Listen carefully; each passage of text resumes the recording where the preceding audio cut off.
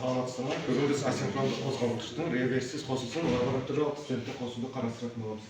Бұл схема бойынша қарастыратын болсақ, біз автоматты магнитті пускатель, стоп пуск батырмалар және де асинхронды қозғалтқышты қолданатын боламыз.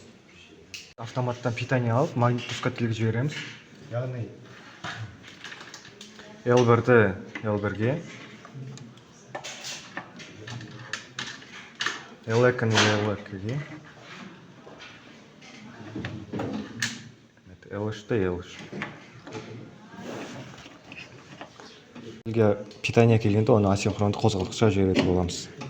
T1-ді T1-ге, T2-ні T2-ге, T3-ті T3-ге.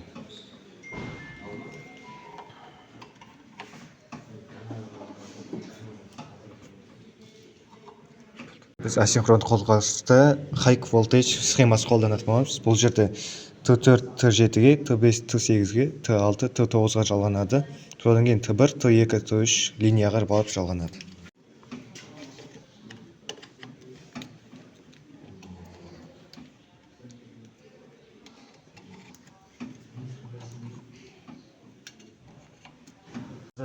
Ток аламыз да оны жабық контактіге жібереміз, ол стоп батырмасының бірінші кнопкасына.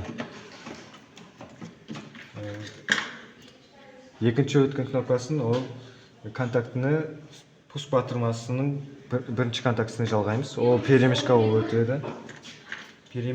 өтеді.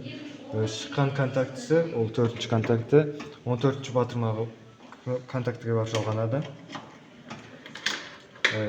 Пуск пен стоп перемешкасының контактісі 13-ші контактіге жалғанады.